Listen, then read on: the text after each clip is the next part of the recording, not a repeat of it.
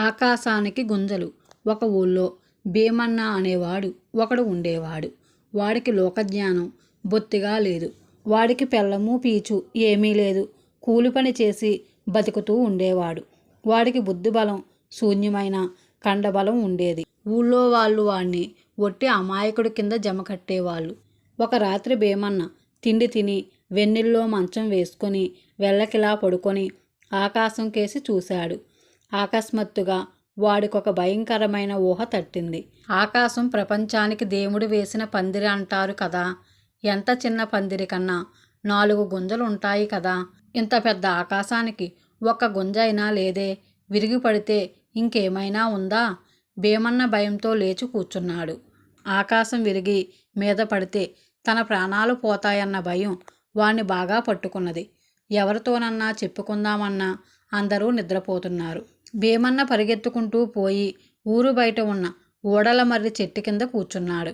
ఆకాశం పడితే చెట్టు కొమ్మలు అడ్డి తన ప్రాణాలు కాపాడతాయని వాడు ఉద్దేశం.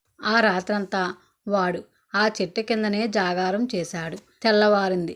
భీమన్న ఊళ్ళోకి తిరిగి వచ్చి కనిపించిన ప్రతివాడితోనూ చిన్న పందిరికే 4 గుంజలుంటే ఇంత పెద్ద ఆకాశానికి ఎన్ని గుంజలుండాలి? ఒక్కటీ లేదే. అది మీద పడితే మనమంతా చచ్చిపోమా? మనమంతా ఆకాశం లేని చోటికి పోదాం అన్నాడు. వీడికేదో పిచ్చి పట్టింది అని అందరూ నవ్వుకున్నారు. కొందరు పోరా పిచ్చుకుంక అంటూ మందలించారు. అంతేకాక భీమన్న మాటలను ఒక్కరూ లెక్క చెయ్యలేదు. వీళ్ళే పిచ్చుకుంకలు. బతికే యోగ్యత లేక వాళ్ళు నా మాట వినకుండా ఉన్నారు. ఒకరితో నాకెందుకు? నేను ఆకాశం లేని చోటికి పోయి హాయిగా బతుకుతాను అనుకుని భీమన్న ఆ ఊరు నుండి బయలుదేరాడు. ఊరు దాటినాక అడవి వచ్చింది. అడవి దారిన ఒకరు ఇద్దరు భీమన్నకు ఎదురయ్యారు. ఉండబట్టలేక భీమన్న తన భయాన్ని ఒక మనిషికి చెప్పుకున్నాడు. ఆ మనిషి నీకేమన్నా మతిపోయిందా ఏమిటి? ఆకాశానికి గుంజలేమిటి అంటూ ముందుకు సాగిపోయాడు. ఇంత చిన్న విషయాన్ని కూడా ఎవరూ అర్థం చేసుకోనందుకు చిరాకు పడుతూ భీమన్న ముందుకు సాగాడు. ఎంత దూరం నడిచినా అడవి తరగడం లేదు. ఎక్కడా ఊరు తగలలేదు. భీమన్న ఒక చోట ఆగి తల ఎత్తి చూస్తే చెట్ల మీదగా ఆకాశం కనిపించింది. ఆకాశం లేని చోటు చేరాలంటే ఇంకా నడవాలిలాగున్నది. చీకటి పడేదాకా నడిచి భీమన్న ఆ రాత్రి గడపడానికి పెద్ద చెట్టు కిందకు వచ్చాడు.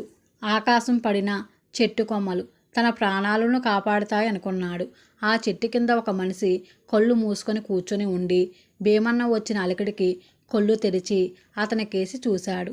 ఆయన ఒక యోగి. భీమన్న ఆయనను చూడగానే మీరు కూడా ఆకాశం పడుతుందనేనా ఇంత దూరం వచ్చి ఈ చెట్టు కింద చేరారు? భలే అన్నాడు. వాడు పిచ్చివాడని గ్రహించి యోగి చిరునవ్వు నవ్వుతూ ఆకాశం పడడమేమిటి అని అడిగాడు. చిన్న పందిరికే 4 గుంజలుంటాయి కదా. ఇంత పెద్ద ఆకాశం గుంజలు లేకుండా ఎంతకాలం పడకుండా ఉంటుంది అన్నాడు భీమన్న. అదా నీ అనుమానం? ఆకాశానికి గుంజలు లేకపోవడమేమిటి నాయనా? ఉన్నాయి. వాటి సంగతి తెల్లవారినాక చెబుతాను. ఈ రాత్రికి పడుకొని నిద్రపో అన్నాడు యోగి. యోగి మాట నమ్మి భీమన్న ఆ రాత్రి నిశ్చంతగా నిద్రపోయాడు. తెల్లవారింది.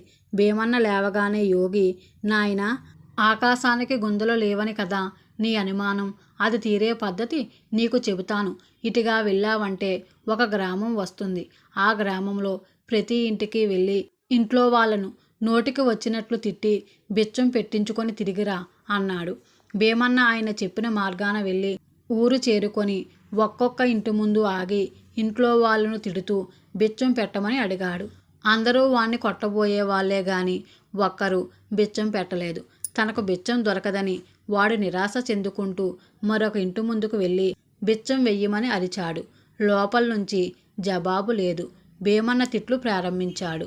ఇంతలో ఒక స్త్రీ దోసిట్లో బియ్యం తీసుకొని పరిగెత్తుకుంటూ వచ్చి, ఆలస్యం అయ్యింది నాయనా, ఆకలితో అలమటించే వాడివి తిట్టావంటే తిట్టవు అంటూ బియ్యం భీమన్న ఒడిలో పోసి లోపలికి తిరిగి వెళ్ళింది.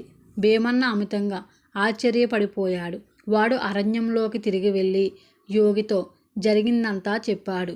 యోగి నవ్వి, చూసావా, నువ్వు తిట్టినా ఆ మహా ఇల్లాలు కోపం తెచ్చుకోకుండా నీకు బిచ్చం పెట్టింది. అటువంటి వాళ్ళు 100కి 1,000కి ఒక్కరున్నా చాలు. వాళ్ళే ఆకాశానికి గుంజలు. పందిరికి 4 గుంజలు కానీ ఆకాశానికి ఇలాంటి గుంజలు ఎన్నో ఉన్నాయి, అందుకే ఆకాశం పడిపోదు అన్నాడు. భీమన్నకు ఆయన మాటలు అర్థమయ్యాయి.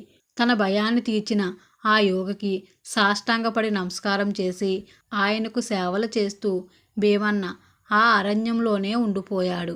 అడావుడి మనిషి. ఒక గ్రామంలో రామయ్య అనే పురోహితపు బ్రాహ్మణుడు ఉండేవాడు. ఆయన ఒట్టి అడావుడి మనిషి. పొరుగు గ్రామంలో ఒక పెళ్లి ముహూర్తం వచ్చింది. పురోహిత్యానికి రామయ్యను పిలిచారు. అడావడి మనిషి కావటం చేత రామయ్య కోడి కుయ్యకముందే లేచి పక్క గ్రామానికి బయలుదేరుతూ తన భార్యతో, ఒసే, నేను బయలుదేరుతున్నాను, తలుపు వేసుకో, దొంగలు రావచ్చు, జాగ్రత్త అన్నాడు. రామయ్య భార్య లేచి తలుపు గడియ వేసి వచ్చి మళ్ళీ పడుకుంది. ఇదంతా దొంగలు గమనించారు. వాళ్లకు తెల్లవార్లు ఏదీ దొరకలేదు. రామయ్య వెళ్ళిపోయాడు. ఇక ఇంట్లో ఆయన భార్య తప్ప ఇంకెవరూ లేరు. ఇంకా జామురాత్రి మిగిలి ఉన్నది. రామయ్య ఇంటికి కన్నం వేస్తే ఇంకేమీ దొరకకపోయినా బియ్యమైనా దొరుకుతాయి. ఆ మాట అనుకొని దొంగలు రామయ్య ఇంటికి కన్నం వేసి లోపల ప్రవేశించారు. లోపల దీపం కూడా లేదు. కటిక చీకటి. అది మంచిదే అనుకున్నారు దొంగలు. ఇంతలో రామయ్య వెనక్కి వచ్చి తలుపు తట్టి భార్యను పిలిచాడు. భార్య వెళ్ళి తలుపు తీసింది. తలగొడ్డ మరిచిపోయాను అని రామయ్య తలగొడ్డ తీసుకొని మళ్ళీ బయలుదేరాడు. రామయ్య భార్య తలుపు గడియ పెట్టి మళ్ళీ పడుకుంది.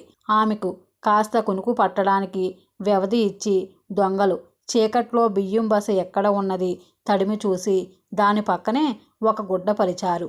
బియ్యం అందులో పోసుకొని తీసుకుపోదామని వాళ్ళ ఉద్దేశం. ఇంతలో రామయ్య మళ్ళీ అడావడిగా వెనక్కి వచ్చి తలుపు తడుతూ భార్యను పిలిచాడు. భార్య వెళ్ళి తలుపు తీసి, ఈసారి ఏం మరిచారు అని అడిగింది.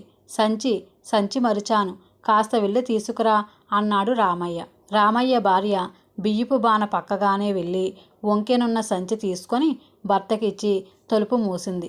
సంచి కోసం ఆమె వెళ్ళినప్పుడు దొంగల దూరంగా తప్పుకొని నక్కవలసి వచ్చింది. ఆమె కాలికి గుడ్డ తగలటము, దాన్ని ఆమె తీసుకొని వెళ్ళి కప్పుకొని పడుకోవటము వాళ్ళు ఎరగరు. ఆమెకు కాస్త కునుకు పట్టడానికి వ్యవధి ఇచ్చి దొంగలు బాణలో నుంచి బియ్యం ఎత్తి లోగడ గుడ్డ పరిచి ఉండవలసిన చోట పోశారు. బాణ దాదాపు ఖాళీ అయ్యింది. బియ్యం మూట కట్టడానికి గుడ్ల చెంగుల కోసం నేల మీద ఎంతసేపు తడివినా అవి దొరకలేదు. తాము నేల మీద బియ్యం పోసిన సంగతి వాళ్లకు తెలిసి వచ్చింది. ఇప్పుడేం చెయ్యాలరా అని వాళ్ళు అనుకుంటుండగా అడావడి రామయ్య మూడోసారి తిరిగి వచ్చి తలుపు తట్టాడు. భార్య వెళ్ళి తలుపు తీసి, అప్పుడే తెల్లవారిపోయిందే, ఇక నేను పని ప్రారంభించవచ్చు అన్నది. ఈ మాట విని దొంగలు హడలిపోయి కన్నంలో నుంచి జారుకున్నారు. ఆ తొందరలో వాళ్ళు తమ వెంట ఉన్న డబ్బు సంచి రామయ్య ఇంటనే వదిలేసి పోయారు. రామయ్య ఈసారి తాను తీసుకుపోవలసిన వస్తువులన్నీ శ్రద్ధగా తీసుకొని సకాలానికి పొరుగురి చేరాడు. ఆయన అడావడి ఈసారి ఎంతో లాభించింది.